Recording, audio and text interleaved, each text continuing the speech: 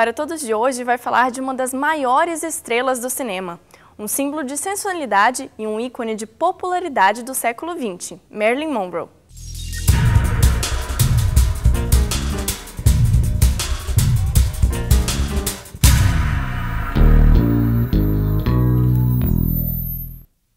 Marilyn Monroe foi nomeada a personalidade feminina favorita de todo o cinema mundial em 1962 na premiação do Globo de Ouro. Você confere agora um pouco da trajetória dessa atriz que personificou o glamour e que até hoje é sinônimo de beleza. Norma Jean Mortensen nasceu em junho de 1926, mas é só em 1946 que a garota de Los Angeles, Califórnia, se torna Marilyn Monroe, logo após assinar o primeiro contrato com a 20th Century Fox. Começou com pequenas aparições, a primeira não creditada no filme Sua Alteza, a Secretária. Mas, no ano de 1953, Marilyn chamou a atenção de Hollywood com sua performance em Torrentes da Paixão. Foi o sucesso nesse filme que lhe rendeu os papéis principais em Os Homens Preferem as Loiras e Como Agarrar um Milionário. A Marilyn Monroe, ela é mais uma das tentativas de criativa de um mito sexual que, na verdade, deu muito certo. E deu certo até hoje. As pessoas não conhecem os filmes da Marilyn, mas conhecem a sua figura, né? Então, talvez ela não seja nenhuma grande atriz, até porque ela não é conhecida por isso, né? Ela é um grande mito do cinema. E antes dela houve outros mitos, né? A Jean Harlow, talvez a Vênus Platinada mais famosa antes da Marilyn, né? Algumas atrizes que foram um pouco nesse sentido, mas eram muito padrões de beleza para aquela época, para aquele momento de censura e de moralidade diferenciada dos anos 50, quando a Marilyn surge. Mas tipo a Mae West, né? A Mae West nunca foi exatamente bonita, mas ela era uma ideia de uma mulher fora dos padrões, né? Uma mulher que usava os homens como objeto em vez dela mesma ser um objeto. E é curioso, porque nos anos 30 você tinha essa ideia da mulher deixar de ser objeto, e nos anos 50 você tem uma regressão, que a mulher volta a ser objeto de desejo. E a Marilyn vai encarar isso muito bem, no sentido de ser uma figura que atrai os homens pelo seu corpo, pela sua estampa, e que na verdade ela quer mais do que isso, ela gostaria de ser reconhecida como pessoa, que foi o drama pessoal dela também, se a gente for pensar, né? A vida inteira ela quer ser considerada uma pessoa interessante, não um corpo, né? Isso acabava sendo uma extensão, né? A Hollywood, a máquina criou esse mito, colocou esse mito reforçado nos filmes, porque ela sempre fazia esse papel na maioria dos filmes, né? E um papel que se estendeu a ela como pessoa também, que para a tragédia pessoal dela, isso acabou se estendendo, né? Marilyn era vista como um produto da máquina de Hollywood, um produto que vendia bem. E é por esse motivo que seu trabalho de atuação era geralmente colocado em segundo plano, enquanto sua sensualidade e beleza ainda eram foco.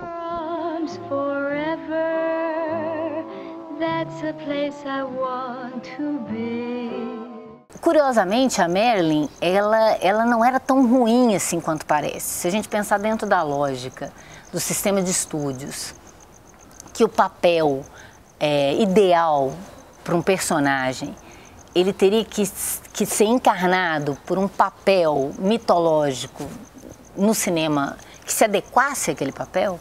A Marilyn, na verdade não eram exatamente escolhas dela, o estúdio impunha um pouco desses papéis. E ela teve a sorte de alguns diretores como Billy Wilder de colocar ela nesses papéis como... então ela é o mito da mulher sedutora e sensual e que não tem muito cérebro, mas que os homens fariam tudo por ela. Então eu vou escrever papéis que caiba essa figura. Então, tanto é que os dois filmes do Wilder foi o que mais imortalizou ela, né? No Quanto Mais Quente Melhor e principalmente no O Pecado Mora ao Lado. You know, sense of being loved and needed and wanted. That's a very interesting point of view. Oh, do you feel the breeze from the subway? Isn't it delicious?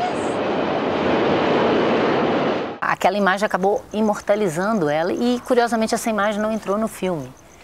Depois, com tanto problema que teve, o Wilder fez, ele não conseguiu gravar ao vivo, porque o público não deixou ele gravar a cena ao vivo, ele depois gravou em estúdio, tanto é que a imagem do estúdio é muito...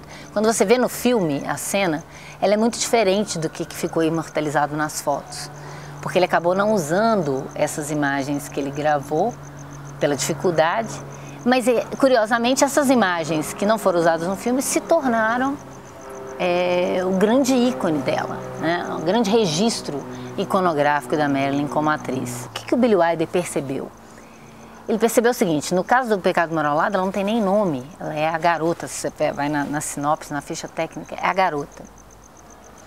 Ele pensou o seguinte: como é que o público poderia se identificar com esse personagem?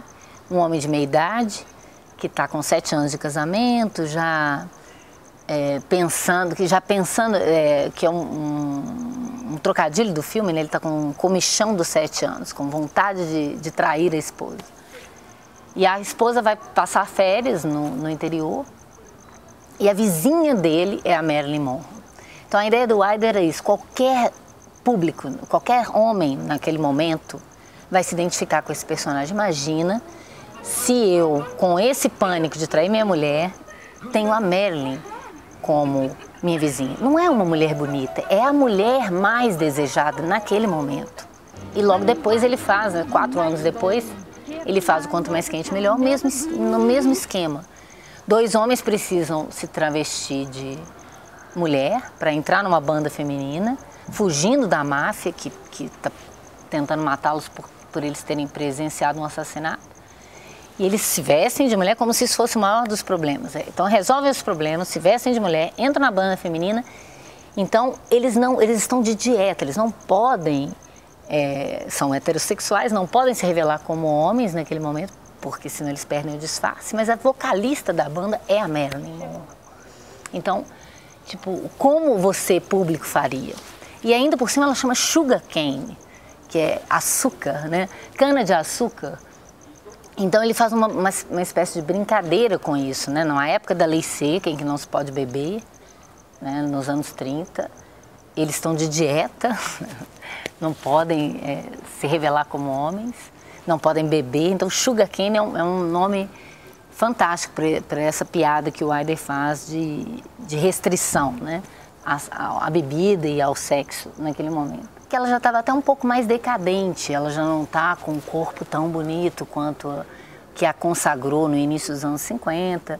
E ele resgata isso de novo, essa mulher que ainda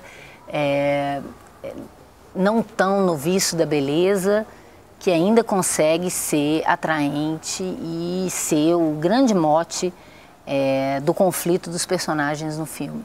Os outros filmes que tenham feito com que ajudado a reforçar esse mito, tenha sido Os Homens Preferem as Louras, que consagra ela de novo dentro desse aspecto da loura burra. Burra no sentido de oposto à inteligência, porque ela é muito esperta no filme. Ela consegue casar com o marido rico, que é o seu objetivo no filme. E um outro filme que é Como Agarrar um Milionário, dentro também, sempre reforçando o mito, né? Dentro dessa ideia da loura burra esperta que consegue o seu objetivo. No Como Agarrar um Milionário é até interessante porque ela é míope no filme. Então ela tem vergonha de usar óculos, então ela tem momentos muito engraçados por conta disso, né? Então ela era uma comediante interessante, que foi muito mal aproveitada nos outros filmes, porque ela sempre fazia o mesmo papel. Então a crítica não consegue ver o potencial dramático mesmo em uma figura que se repete. Mas o Billy Wilder falava isso, às vezes uma cena simples levava 40, 50 takes para ser feito. Mas quando acabava e você dizia corta e manda imprimir, estava perfeita a cena. Ninguém faria melhor que ela. Como toda grande estrela, Marilyn tinha algo especial. Algo que fazia com que todos parassem para vê-la. e que fez com que se tornasse o mito que conhecemos hoje. O cinema, que se vale muito da imagem, aproveitou muito a possibilidade que o corpo feminino traz inúmeras possibilidades imagéticas. Então a maquiagem, a roupa, o cabelo, isso tudo faz com que a mulher se torne um objeto muito interessante para a indústria cinematográfica. E aí a gente pode pensar nas revistas também, nessa mesma época, né? Década de 20, 30, 40, assim, como que foi importante essa figura do corpo feminino. Então, assim, pensar a primeira coisa, né, pensar na desigualdade, pensar que a mulher ela sempre vai desempenhar papéis que não necessariamente, que estão tentando escapar desse lugar de muitos anos confinado ao espaço doméstico. Então, usar a sensualidade por um lado tem um diálogo muito forte com essa imagem das primeiras mulheres públicas, né, que eram as prostitutas. Então, assim, essa imagem preferencial da mulher que a gente vê até hoje por aí, né, a apresentadora tipo a Sabrina Sato, que é aquela gostosona que até fala, eu não ligo se as mulheres me acham burra, né? Eu venci, eu tenho sucesso. Então esse tipo de imagem associada ao feminino é uma coisa muito comum e que a Marilyn, ela soube encarnar isso muito bem. Ela é vulnerável, porque a mulher ela é mais vulnerável no espaço público mesmo. Pensa bem, a gente ficou muito tempo sem poder ocupar esse lugar. Então, uma mulher que encarna esse espaço e que ainda é sensual... Agora, no caso da Marilyn, a indústria de Hollywood, ela soube jogar muito bem com os aspectos mais tortuosos da vida psicológica dela. Hollywood soube usar isso muito bem e vender isso como produto. Eu aproximaria a Marilyn Monroe da Rita Hayworth, que também foi uma atriz assim, que teve muita dificuldade de se dar bem na vida doméstica. Então, a Marilyn Monroe, ela era uma mulher de muito sucesso, ela fazia bem para a indústria de Hollywood, mas ela tinha uma vida doméstica um pouco complicada, né? Ela tinha problema com droga, então assim, a indústria tinha que ao mesmo tempo cuidar bem desse lugar dela, da atriz de sucesso que vendia muito filme, então colocar ela colocar aquela mulher sensual e vulnerável era sucesso de bilheteria, então assim, tinha que se falar muito bem dela, mas ao mesmo tempo tinha que se administrar o aspecto mais sombrio, né, da personalidade dela. Apesar da beleza deslumbrante das curvas e dos lábios carnudos, Marilyn era mais do que um símbolo sexual da década de 50. Sua aparente vulnerabilidade e inocência, junto com a sensualidade natural, a tornavam querida em todo o mundo. O motivo? Eram essas mesmas características que a enalteciam, que a aproximavam do público. Foi a partir da década de 30 e 40 que começou esses semideuses, né? Porque ele nem é o deus lá do Olimpo, totalmente inatingível, inalcançável. Por quê que ele precisa ser terreno? Porque ele precisa ser consumível pelas pessoas, né? E uma coisa que é divina, a gente não pode nunca alcançar. Então, ao mesmo tempo que ela isso tem a ver muito com a indústria, com o aspecto comercial das estrelas de cinema. Elas têm que ser tanto deusas como terrenas. E isso é alguma coisa que está presente até hoje na mídia, né? Ainda essa lógica da projeção e da identificação também é fundamental. Porque a Marilyn Monroe, assim, ela não é exatamente a mulher que está aí assim, ela é uma das primeiras, ela é uma das precursoras de mulheres que podem ser reconhecidas por nós, mulheres comuns. Então, essas primeiras estrelas de cinema, né, grandes estrelas, elas vão romper com o horizonte do possível do que era uma mulher pública. Uma mulher está circulando livremente em público. Então, sempre quando a gente pensa no mito, na construção do mito, a gente tem que pensar no aspecto do impacto que provoca, assim, no reconhecimento social e também na legitimação daquele lugar.